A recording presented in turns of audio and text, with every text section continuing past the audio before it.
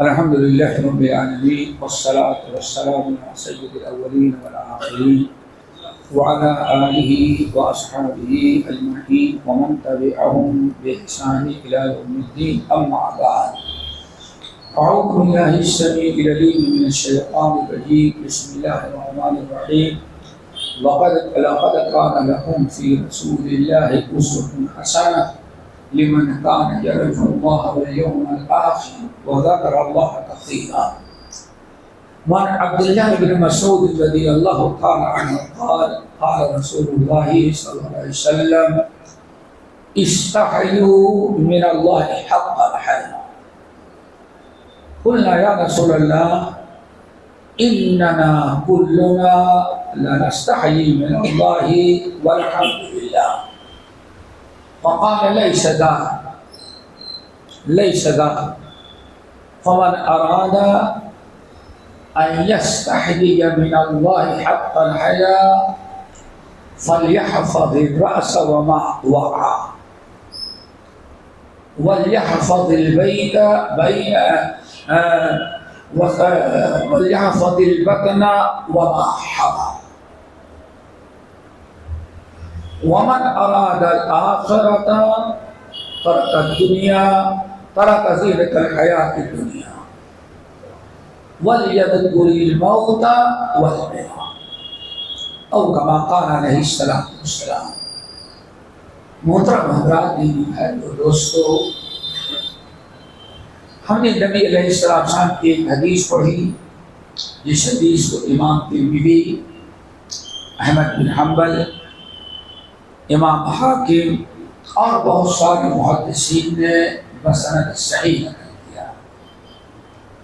اور پھر اس سے پہلے میں نے قرآن مجید کی ایک آیت تلاوت کی جس میں اللہ رب العالمین نے تمام قیامت تک آنے والے مسلمانوں کو تنبیہ کی کہ لقد کان لکم فی رسول اللہ اسوۃ حسنہ لمن کان یرجو اللہ والیوم الآخر وذکر اللہ کثیرا. یعنی جو شخص اللہ کو یاد کرنا چاہتا ہے اور آخرت کی کامیابی، نجات و فلاح چاہتا ہے، تو اس کے لیے ایک ہی ذات ہے جس کی ابتدا اور جس کا طریقہ اپنانے کے بعد ہی وہ کامیاب ہوگا، اور وہ محمد صلی اللہ علیہ وسلم. قیامت تک آنے والے تمام انسوں اور جنوں کی کامیابی، نجات و فلاح اللہ تعالیٰ نے پیارے نبی محمد صلی اللہ علیہ وسلم کے طریقے کے اپنانے میں ہے.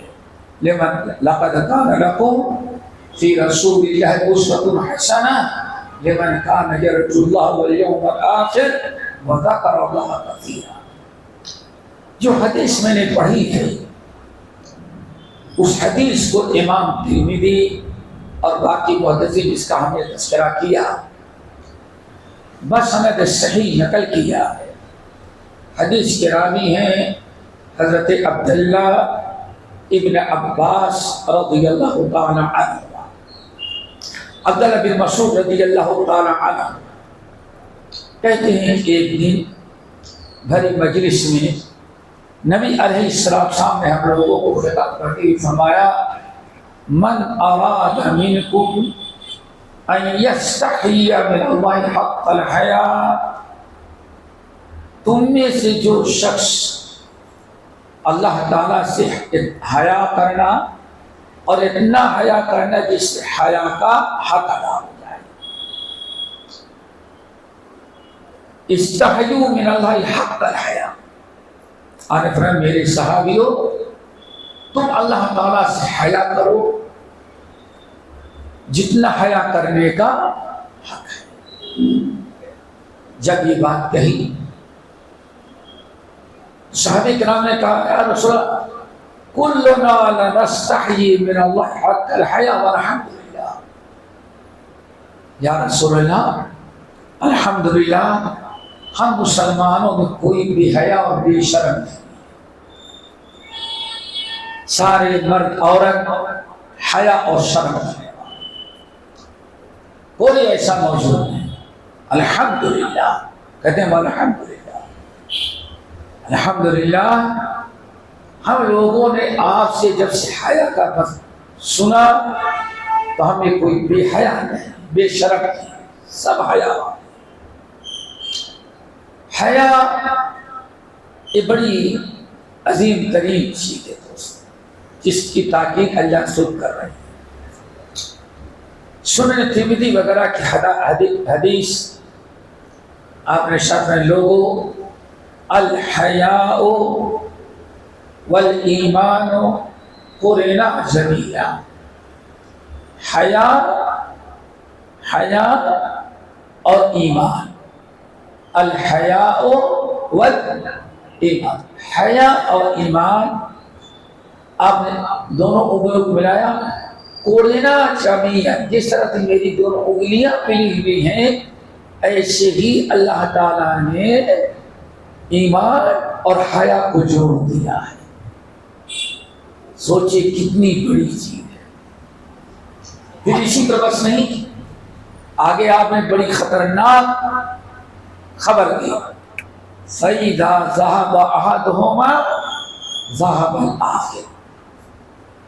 ایمان اور حیا ایسا اللہ نے دونوں کو جوڑ دیا ہے, اگر انسان کا ایمان جاتا ہے تو حیا بھی جاتی ہے, اور حیا چھوڑ دیتا ہے تو ایمان بھی چلا جاتا ہے. میرے بھائیو ذرا سوچو حیا کا یہ مقام کہ قرنا جمیعا, بالکل حیا ایمان کو دونوں میں جوڑ دیا ہے اللہ تعالیٰ نے. ان دونوں میں سے کسی ایک کو مسلمان اگر چھوڑے گا تو دوسری اس کے ساتھ خود ہی چلی جائے گی. یعنی کیا مطلب ہوگا, اگر انسان بے ایمان ہے تو بے شرم بھی ہوگا, اور بے شرم ہے تو بے ایمان بھی ہوگا. اور اس کا خلاصہ آپ اس طرح سے سمجھیں دوست. امام مسلم رحمۃ اللہ علیہ, امام مسلم رحمۃ اللہ علیہ اپنی صحیح کے اندر ذکر کرتے ہیں کہ نبی علیہ السلام نے ارشاد فرمایا, دیکھو جتنے انبیاء ہم سے پہلے دنیا میں آئے ہیں, آپ حضرات جانتے ہیں کہ نبوت کا سلسلہ اللہ نے آدم سے شروع کیا. آدم, ادریس, پھر نوح, چلے جائیں آخر. اور جیسے نقل کیا جاتا ہے 1,24,000 تقریباً انبیاء دنیا میں. جتنے انبیاء آئے ہیں شریعت میں کچھ اختلاف تھا, یعنی کمی بیشی. مثلا آدم علیہ السلام کے جب تک انسان پھیلے نہیں تھے, آدم علیہ السلام کے یہاں سگی بھائی بہن سے شادی جائز. بس ہوتا کیا تھا کہ جو بچے پیدا ہوتے تھے حوا کو آدم علیہ السلام کے یہاں, تو ابھی ایک لڑکا ایک لڑکی پیدا ہوئی. اب کل جو ایک لڑکا لڑکی پیدا ہوں گے تو آج والی لڑکی ہوگی تو کل والا لڑکا ہوگا, کل والا لڑکا ہوگا تو آج والی لڑکی ہوگی. بس اتنا ہی اختلاف تھا, اتنا فرق تھا, ورنہ جائز تھی. لیکن جب ضرورت ختم ہو گئی, ضرورت زیادہ ہو پڑی اور وہ عورتیں زیادہ ہو گئی, پھر اللہ نے سگے بھائی بہن کی شادی حرام کر دی.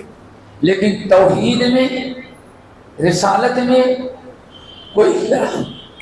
تو جتنے انبیاء آئے ہیں شریعتوں میں کچھ یعنی احکام میں تو کچھ نہ کچھ اختلاف ہو جاتا تھا. جیسے کتنی چیزیں یہود و نصارہ پر اللہ نے حرام کرا دیا تھا, لیکن ہم مسلمانوں کے لیے حلال کرا دے دیا. اور اللہ سے اور بدماشی کرتے چلے, میں نے بہت ساری حلال چیزیں ان پر حرام کر دی وقتی طور پر. لیکن اللہ صرف عقائد جو ہیں بنیادی چیزیں اس میں کوئی اختلاف نہیں. آپ نے فرمایا اے لوگو آدم کے زمانے سے جو نبوت کا سلسلہ چلا، عیسیٰ علیہ السلام یہ بنی اسرائیل کی آخری نبی ہیں، اور ان کے 500 سال کے بعد سارے نبیوں کے سردار محمد صلی اللہ علیہ وسلم پیدا ہوئے۔ آج بس جتنے انبیاء اور پیغمبر دنیا میں آئے، بہت سارے مسائل میں تو کمی بیشی تھی، اختلاف تھا، لیکن توحید اور رسالت پر ایمان کے بعد ایک ہی چیز ہے جس کی دعوت تمام انبیاء نے دی ہے، کسی نبی کی شریعت اس سے خالی نہیں تھی، وہ کیا ہے؟ حیا۔ کیا ہے؟ حیا۔ کیا تھی؟ اذا لم تستحی فاصنع ما شئت، اے مسلمان اگر حیا ہے تو تیری حیا جو ہے ساری برائیوں تو تجھ کو روکے گی، سمجھ گئے نا؟ اگر حیا ہے تو حیا اتنا بہترین عمل ہے کہ تمہارا حیا تم کو تمام برائیوں سے روکے گی، لیکن اگر تو بے حیا ہو گیا تو فاصنع ما شئت، بے حیا ہو گیا جو مرضی ہو کرے، اب تجھے کوئی روکنے والی چیز ہے ہی نہیں تیرے اندر۔ اور آج تجربہ کرنے، اللہ تعالیٰ کا شکر ادا کرو، آج ان قوموں کو دیکھو، اللہ آج یہود و نصارہ کو لے لیں، دونوں کے پاس تورات ہے، تورات اور انجیل ہے نا بھائی، آسمانی کتاب۔ ایک نبی موسیٰ کلیم اللہ کو مانتا ہے اور دوسرا کیا ہے؟ تورات ہو، انجیل ہو، پڑھتے ہو، پڑھاتے ہو، اور انہاں بھی بے حیائی بے پردگی سے منع کیا گیا۔ لیکن آج دنیا میں ہندو اور بدھسٹ سے بھی زیادہ سب سے بے حیا کون لوگ ہو گئے ہیں؟ یہود۔ کیا خیال ہے؟ آپ نے دیکھا ہوگا آج سے تقریباً میں سمجھتا ہوں 30-40 سال قبل محلے کی غیر مسلم ہندو عورت گزرتے رہی ہوگی تو اپنی ساڑی کا آنچل لٹکا لیتی تھی، کیوں؟ وہ بھی سوچتی تھی جہاں چہرہ کھولنا بے حیائی ہے اور چہرہ ڈھانپنا کیا ہے؟ شرافت ہے۔ دیکھا ہوگا نا، بدھ کی پوجا کرنے والی کی عورت پردہ کرے، پورا کپڑا پہنے، لیکن عیسیٰ اور موسیٰ کو ماننے والے، تورات اور انجیل پر ایمان رکھنے والے، نہ دین نہ توحید رہ گئی، نہ رسالت رہ گئی، نہ سب، کیوں؟ آج دنیا میں ان سے زیادہ بے حیا کوئی نہیں دیکھے گا۔ بندر کو تو کپڑے پہنا دیتے ہیں، کتے کو سردی سے بچانے کے لیے کپڑے پہنا دیتے ہیں اور اپنے کپڑے اتار دیتے ہیں۔ سوچو ذرا سا، کتے کو شرم دلا رہے ہیں، لیکن کتا پالنے والا بے شرم۔ وجہ کیا ہے؟ اذا لم تستحی فاصنع ما شئت، جب حیا ختم ہو گئی تو پھر دین کی کوئی چیز باقی۔ حیا کتنی بڑی چیز ہے، اس لیے آپ نے فرمایا الحیاء والایمان قرنا جمیعا، ایمان اور حیا دونوں کو اللہ نے جوڑ دیا ہے۔ اگر ایک گیا، ایمان گیا تو حیا بھی گئی، اور حیا ختم ہوئی تو ایمان بھی۔ اللہ اکبر۔ آج میرے بھائیوں دیکھتے ہوں گے، جب تک ہم مسلمانوں میں اور خاص طور سے آپ کے ہاں تو ایسی چیزیں تھی ہے دکن کی، 2 چیزیں تھی دکن کی جو پوری دنیا میں نہیں پائی جاتی تھی۔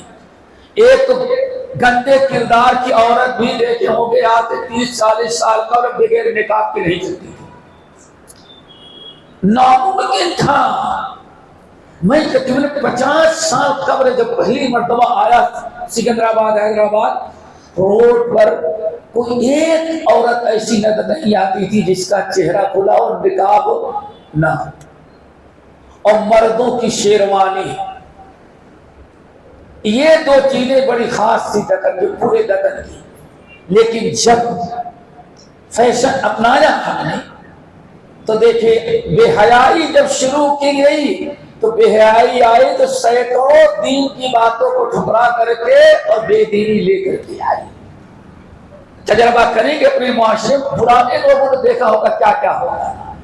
تو اسی لیے حیا کی تاکید تھی، استحیوا من اللہ حق الحیا. اے لوگوں تم اللہ تعالیٰ سے حیا کرو، کتنا؟ جتنا حیا کرنے کا. صحابہ کرام نے کہا یا رسول اللہ اننا کلنا لنستحی والحمدللہ. یا رسول اللہ الحمدللہ، ہم میں کوئی انسان بے حیا نہیں، ہم سب کے سب الحمدللہ حیا.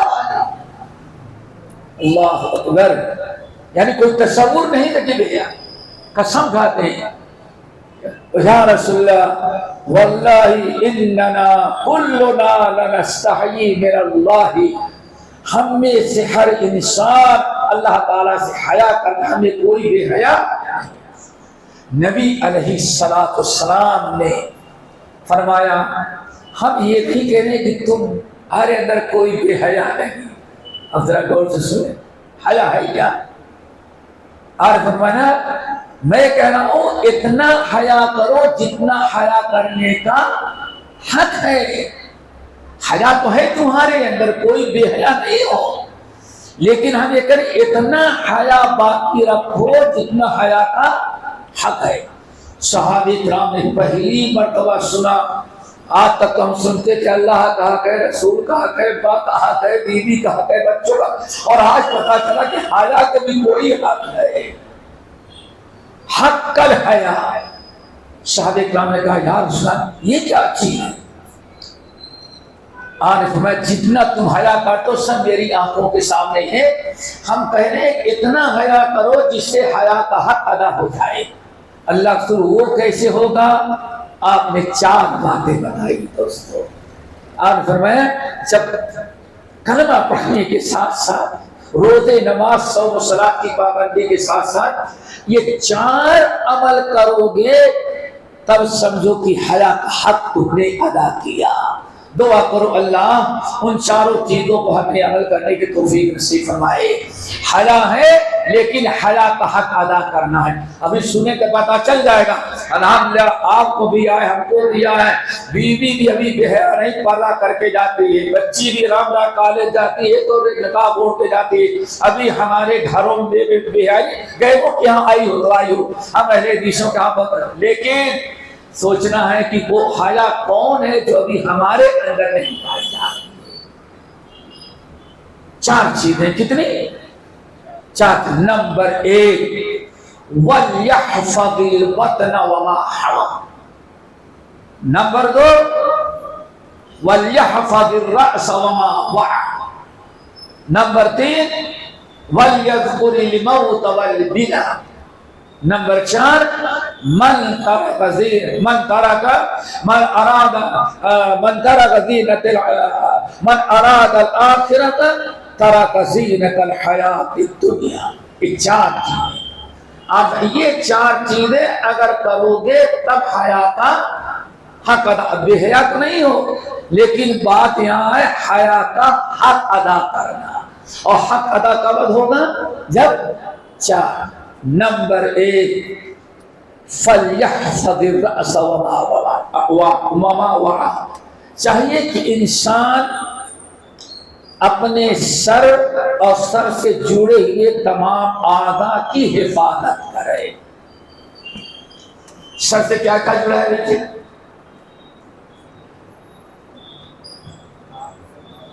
منہ نقلی سامان نہیں، زبان تو ہی موڑی ہے جسے کھاتے ہیں،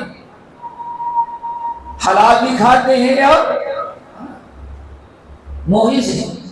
ایک تو منہ ہے، نمبر 2 زبان ہے، نمبر 3 آنکھ ہے، نمبر 4 کان ہے، اور نمبر کتنا 1 جتنا بڑا مغز ہے. کیا مطلب ہے ان کی حفاظت؟ کیا مطلب ہے؟ یعنی ان کو اللہ کے اطاعت و فرما برداری ہی میں حفاظت کرو، کسی گناہ اور برائی میں ان کو استعمال. اب بتائیے آج حیا کا حق ادا ہو رہا ہے. صحابہ کرام نے کہا یا رسول اللہ الحمدللہ ہم میں سے ہر ایک باحیا ہے، کوئی بے حیا نہیں۔ اور میں یہ نہیں کہہ رہا ہوں، میں کہتا ہوں ایسنی حیا جتنا جس سے حیا کا حق ادا ہو جائے۔ اب آپ بتائیے، ایک انسان گالی زبان سے دے رہا ہے، غیبت چغلی زبان سے کہہ رہا ہے، سمجھ گئے نا، اور بہت ساری چیزیں دماغ سے پتہ نہیں سوچ سوچ کر کے کیا کیا پلان بناتا ہے، کس کے ساتھ کیا کرنا ہے، کس سے کیا لینا ہے، کیسے پلان بناتا ہے۔ آنکھوں کو ذرا دیکھو، کیا کیا انسان کر رہا ہے آنکھوں سے۔ اور پھر میرے بھائی آنکھ تو دیکھ ہی رہے ہیں، آنکھ ہے، کان ہے، کیا کیا سن رہے ہیں۔ اللہ سنن ابی داؤد کی روایت، سنن ابی داؤد کی روایت، حضرت عبداللہ بن عمر بن الخطاب اپنے غلام نافع کے ساتھ، نافع ان کا غلام، نافع المدنی جس کو کہتے ہیں، غلام بھی تھا اور حضرت عبداللہ ابن عمر کے علم کا وارث بھی تھا۔ اسی لیے علماء مدینہ میں سے کس کا شمار ہوتا ہے؟ نافع غلام تھا، اپنے آقا عبداللہ بن عمر بن الخطاب کے ساتھ رضی اللہ تعالیٰ عنہ کے ساتھ چلا جا رہا ہے، چلے جا رہے تھے۔ ایک جگہ پہنچے جہاں پہاڑ اونچائی سے چوٹی سے راستہ لگا، پہاڑ پر چڑھے، اور جب چڑھے آگے آگے جا رہے ہیں، غلام بیچارہ صحابہ دکھائے پیچھے جا رہا ہے، کہیں بانسری بجانے کی آواز آئی۔ کیا کس کی آواز آئی جانتے ہو؟ بانسری جانتے ہو؟ انگلش میں لوگ سمجھ جائے گا، چلا آواز آئی، حضرت عبداللہ بن عمر نے اللہ اکبر کان کا آواز ڈالی، تھوڑی دور بھی کہتے ہیں یا نافع اتسمع شیئا، نافع کچھ سنائی پڑ رہا ہے؟ ہاں، کا پتہ نہیں کون بے ایمان کہاں بانسری بجا رہا ہے، اور آگے بڑھے، کان سے انگلی نہیں نکالے اور آگے بڑھے۔ اتسمع شیئا، کچھ سن رہے ہو؟ آقا کوئی بے ایمان کہیں بانسری بجا رہا ہے۔ اللہ، پھر پوچھے، اتنی دور نکل گئے، اب پوچھتے ہیں آواز آ رہی ہے؟ کہا نہیں، اب آواز نہیں ہے، کان سے انگلی نکال دیا۔ یہ کان کی حفاظت کوئی ہے آگے سے؟ نہ پھر پوچھتے آقا آپ نے کیوں بند کر لی؟ آپ راستہ پکڑ کے جا رہے تو گا رہا تھا، بانسری بجا رہا تھا، پتا چلا نیچے کوئی کچھ لوگ اکٹھا تھے، وہ باجا بجا رہا تھا۔ اگر آپ کے کانوں میں آواز آ رہی تو کوئی سننے کے ارادہ نہیں تھا، آپ چلے کیوں نہیں؟ میرا مجھے کام کر رہے تھے۔ کیا بتائیں، میں نے نبی علیہ السلام کو ایسے ہی کرتے ہوئے دیکھا تھا کہ نبی گزر رہے تھے، کہیں آواز آئی تو میں نے وہی کیا جو نبی کرتے ہوئے دیکھا تھا۔ لَقَدْ كَانَ لَكُمْ فِي رَسُولِ اللَّهِ أُسْوَةٌ حَسَنَةٌ۔ امام حسن بصری رحمۃ اللہ علیہ کا حافظہ بہت قوی تھا، تابعی تھا، امام حسن بصری تھا۔ وہ اکثر بیشتر بازار جاتے تو کچھ نہ کچھ یہی چلتا رہتا ہے نا، تو اپنے کانوں کو بند کر لیتے تھے، کہیں ایسا نہ ہو کوئی گناہ کی چیز کان سنے اور اس کی وجہ سے ہمارا کوئی علم اللہ تعالیٰ چھین ڈالے۔ دعا کرو ہم سب کو اللہ توفیق نصیب فرمائے۔ تو بھائی اس میں کان بھی آیا، اور یہی وہ چیز ہے جس کے متعلق اللہ نے فرمایا ثم لتسألن یومئذ عن النعیم، پھر قیامت کے دن جب آؤ گے تو ہم اپنی نعمتوں کے بارے میں پوچھیں گے۔ آنکھ نعمت ہے بڑی، کان بڑی نعمت ہے، سب سے نعمتیں ہیں۔ قیامت کے دن اللہ پوچھے گا آنکھ سے تو نے کیا کیا دیکھا، فلاں حرام کیوں دیکھا اور حلال کیا کتنا دیکھا، کیوں دیکھا تو نے حرام؟ جس چیز کا میں نے دیکھنا تو پر حرام، اپنی نگاہیں نیچے رکھو، اپنے آنکھوں کی حفاظت کرو. تو نے کیوں یہ ساری چیزیں دیکھی؟ کان سے ہی پوچھا جائے گا کان کے بارے میں. اور قرآن پاک سورۃ اسراء کی آیت میں ہے اللہ اکبر ان السمع والبصر والفؤاد کل اولئک کان عنہ مسئولا. اے میرے بندو، ہم نے تم کو دیکھنے کے لیے آنکھ دیا ہے، ہم نے تمہیں سننے کے لیے کان دیا ہے، ہم نے سوچنے سمجھنے کے لیے دل اور دماغ دیا ہے. خبردار ان کی حفاظت کرتے رہنا. کیوں؟ ان السمع والبصر والفؤاد، ان تمام چیزوں کے متعلق قیامت کے دن رب العالمین تم سے پیچھے پوچھے گا ان کا استعمال غلط تو نے کیوں کیا. اللہ کو دعا کرو اللہ تعالیٰ ہم سب کی مغفرت کر دے میرے بھائی، ورنہ یہ چیز اس سے بچنا بالکل بہت مشکل ہو چکا ہے. تو پہلی چیز کیا تھی؟ وَلْيَحْفِظِ الرَّأْسَ وَمَا وَعَى. اور حرام کھاتے کہاں سے ہیں؟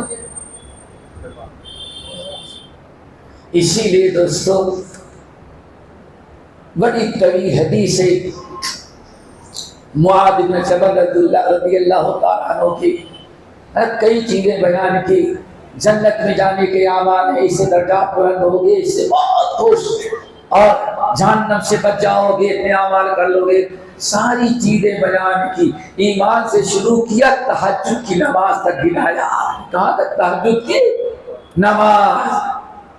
تقریباً 12 13 15 چیزیں. سب خوش ہو گئی. معاذ بن جبل جتنی چیزیں اللہ سے بیان کیا سب ہم لوگ کرتے ہیں، انشاءاللہ سب کے سب جنت میں جائیں گے. بہت خوش ہو گئی. اور جب نبی علیہ السلام معاذ بن جبل کو بتا رہے تھے آواز طرح بلند بھی، تو بہت سارے صحابہ آ کر کے اکٹھا ہو گئے. پھر آپ نے جب سب کو جنت کی کے درجات، تحقق گزاری، جہاد فی سبیل اللہ، عقیدے، توحید، اتباع سنت، حج، عمرہ، ساری چیزیں بیان کر دی اور خوب خوش ہو گئے. معاذ بن جبل یہ اتنا عمل ہے، یہ عمل کیا اور جنت میں پہنچ جائیں گے. پھر آپ نے فرمایا اے معاذ اور ان کے ساتھیوں، الا ادلک بملاک ذلک کلہ، یہ سارے اعمال جنت میں تجھے پہنچائیں گے، لیکن یہ سارے اعمال کب کام آئیں گے وہ چیز بتاؤ. اللہ اکبر.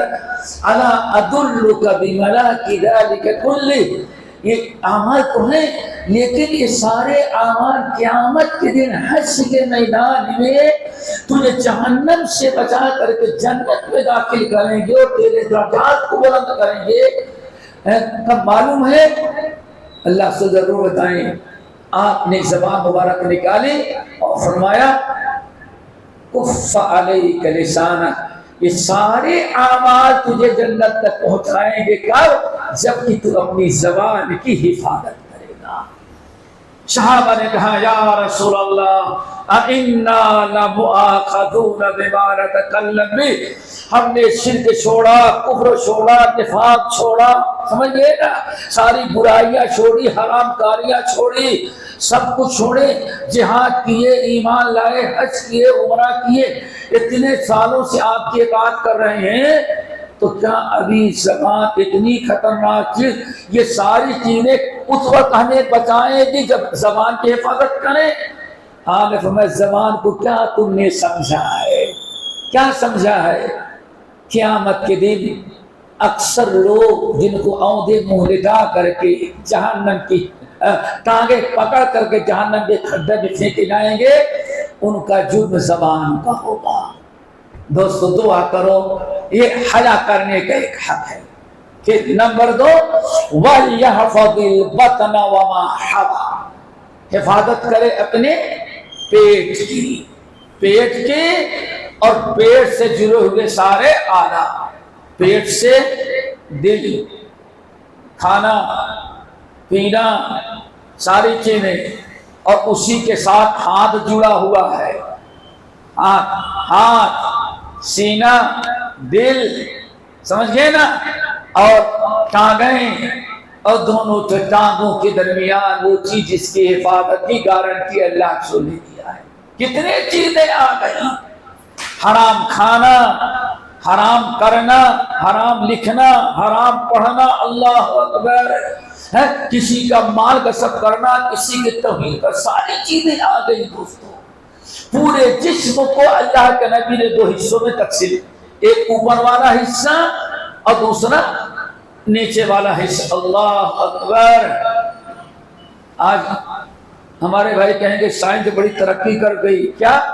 ڈاکٹر کے یہاں تو لکھ کہتا ہے EN، کیا لکھا رہتا ہے؟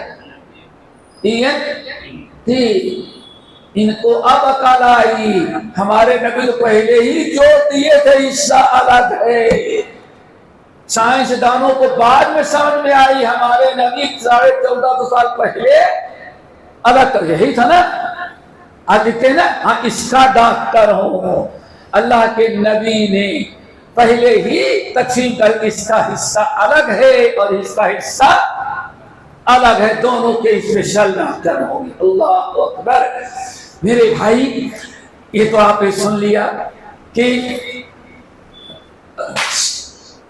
اپنے سر، اس کے جڑے ہوئے اعضاء کے حفاظت، اور پیٹ اور اس کے یہ ہے. نمبر 2 آپ نے ساتھ رمایا کہ فَلْيَحْفَظِ الرَّأْسَ وَمَا وَعَى، اور دوسری چیز وَلْيَحْفَظِ الْبَطْنَ وَمَا حَوَى. نمبر 3 اللہ وَلْيَذْكُرِ الْمَوْتَ وَالْبِلَى. بہت ضروری ہے دوستو. وَلْيَذْكُرِ الْمَوْتَ وَالْبِلَى. انسان کثرت سے موت یاد کرے. جب تک انسان موت کو یاد نہیں کرے گا تب تک حیا کا حق ادا. کیوں میرے بھائی؟ حیا کس کو کہتے ہیں؟ حیا کہتے ہیں دل کی وہ ایمانی قوت جو آپ ایمان کے اندر وہ قوت اور پیدا ہو جائے، جو ایمانی قوت آپ کو اللہ کی ہر نافرمانی سے روک دے اور آپ کا دل مرامت کرے اگر یہ برائی کیا تو ہمارا رب ہم کو دے گا. یہ ایمانی، اسی ایمانی قوت کو نام کیا ہے؟ حیا. جو اللہ اس کے رسول کی نافرمانی کرنے سے آپ کو روک دے، جو ایمانی قوت، اسی ایمانی قوت کا نام کیا ہے؟ حیا. اللہ اکبر. پھر نمبر 3 دوستو وَلْيَذْكُرِ الْمَوْتَ وَالْبِلَى. 2 چیزیں اور یاد کرے. خود کثرت سے موت کو یاد کرے. کیا یاد کرے؟ موت کو یاد کرے. وَالْبِلَى، موت کو یاد کرے. صرف موت کو یاد کریں، وہ قبر کا منظر بھی یاد کرے کہ لٹا کر کے جب جائیں گے ہمارے اعزاء و اقرباء قبر کو دفنا کر، پھر منکر نکیر کیا کریں گے میرے ساتھ، اور یہ قبر کی مٹی میرا حشر کیا کرے گی، اس کا تصور ہر وقت دل و دماغ میں ہو. میرے بھائی واللہ کی کل پرسوں جمعہ گزرا، اسے درس والے ساتھی ہیں، بڑے دیندار بیچارے، باپ کا انتقال ہوا، ملینر ٹریلیونر انسان ہے، درس والا ہے، اللہ مغفرت کرے اس کے باپ کو. لیکن جو عبرت اور نصیحت کی چیز ہے، سب لوگوں پر آ چکا ہے، آپ پر آیا، آپ پر بھی آیا، آپ پر بھی آیا. لیکن پیارے نبی کیا کہتے ہیں؟ موت کو بھی یاد کرو اور قبر کیا حشر کرے گی اس کو بھی یاد کرتے رہو. 2 دن پہلے کینسر میں بھی ثواب اچانک تکلیف بڑھی اور کومے میں چلا گیا. ہاسپٹل ہم بھی دیکھنے کے لیے گئے. جمعے کے دن صبح جب اٹھے فجر کے لیے، ہمارا پڑا کہ انتقال کر گیا. رات کو عشاء کے پہلے دیکھ کر کے آئے وینٹیلیٹر پر، اور فجر کے بعد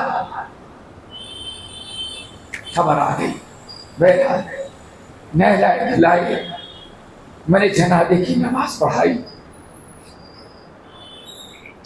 مغرب میں جنازہ پڑھایا شارجہ میں، قبرستان جائیں کہ نہ جائیں، کیونکہ سامنے 10 فکرے پہنچنا تھا، لیکن اتنے پکے 10 والے تھے کہ میں نے سوچا کہ چلو یا تدفین میں شامل ہو جائیں تو 2 کی رات کا ثواب مل جائے۔ گئے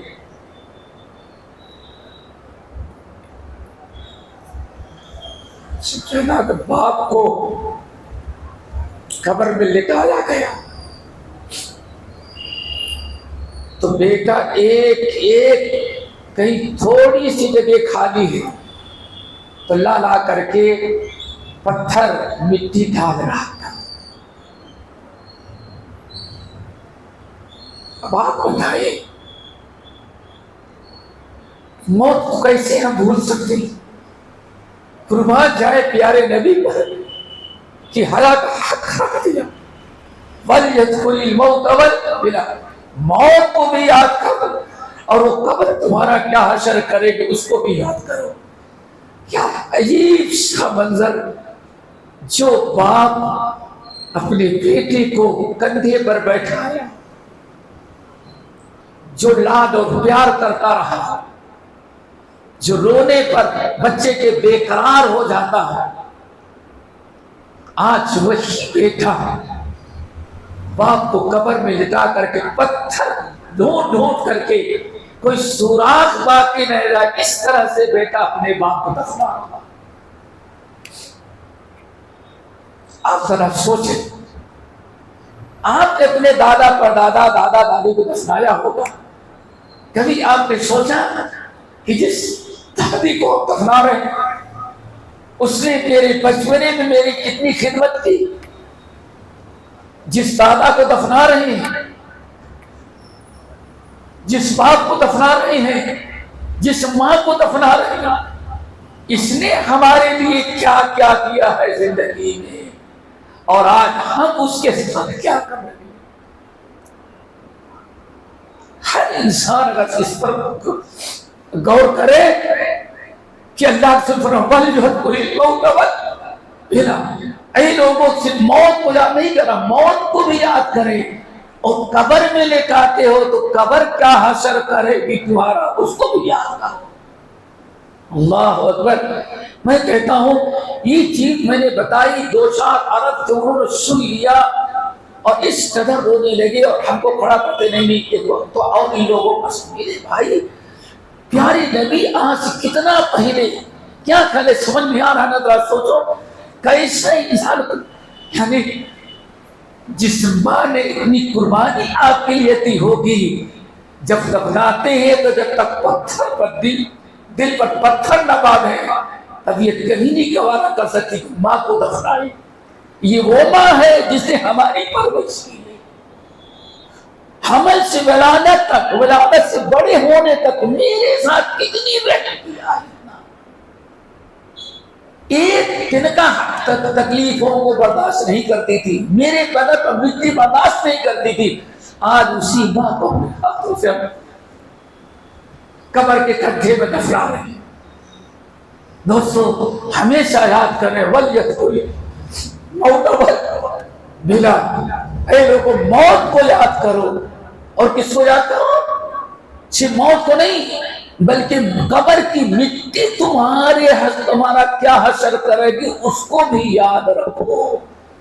ہر انسان نبی علیہ السلام سارے نبیوں کے سردار ہیں، سارے نبیوں کے سردار۔ صحیح نبی داؤد کی روایت، میت کو قبر میں لٹایا جا رہا ہے اور آپ اس طرف بیٹھے ہوئے ادھر بیٹھے ہوئے اور قبر میں جھانکتے ہیں ایسے، اے لوگوں یہ صاف کر دو، یہ پتھر ہے ہٹا دو۔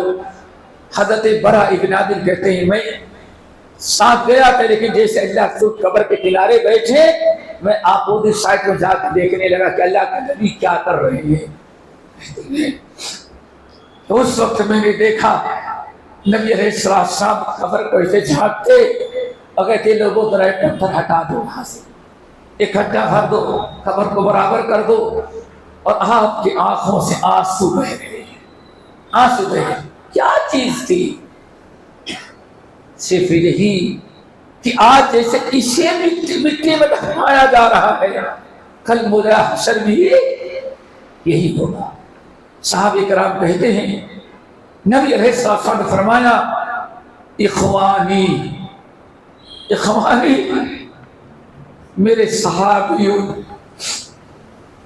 اخوانی میرے صحابیوں، آپ کہہ رہی ہیں اور اتنے آنسو ٹپک رہے ہیں اس قبر کا منظر دیکھ کر کے، حتی بلت سورا، سامنے کی مٹی گیلی ہو رہی ہے، اور آپ فرماتے ہیں لوگوں لمثل ھذا فائدتو، یہ گڈھا ہے، یہ بھائی کو دفنا رہے ہو، ساتھ ساتھ اپنا بھی انجام سوچو، تم کو بھی ایسے ہی کیا جائے گا۔ اللہ اکبر۔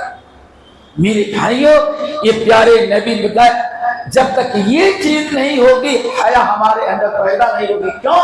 حیا کا مطلب کیا ہے؟ وہ ایمانی قوت انسان کو رب کی نافرمانی سے بچائے۔ اب اگر انسان اس طرح سے قبر کو یاد کرے گا تو انسان قبر پہ عذاب دینے والے سارے اعمال کا ڈر پیدا کرے گا اور اس سے بچنے کی فکر پیدا ہوگی۔ کتنی چیزیں ہو گئی دوستوں؟ 3 ہو گئی۔ نمبر 4 3 ہو گئی نا۔ نمبر 1 فَلْيَحْفَظِ الرَّأْسَ وَمَا وَعَى، نمبر 2 وَلْيَحْفَظِ الْبَطْنَ وَمَا حَوَى، نمبر 3 وَلْيَذْكُرِ الْمَوْتَ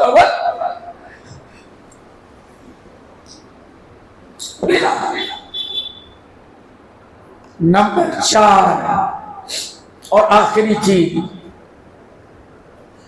من اراد الآخرۃ، فرمایا میرے صحابیوں من اراد الآخرۃ، جو شخص آخرت کی فکر کرتا ہوگا، جس کو آخرت کی فکر ہو۔ کیا مطلب؟ عذاب آخرت کس کو کہتے ہیں؟ مرنے کے بعد سے آخرت کا فکر روایاں شروع ہو جاتی ہیں۔ کہا جب مات فقط قیامت القیامت، جو مر گیا اس کی قیامت شروع ہو گئی۔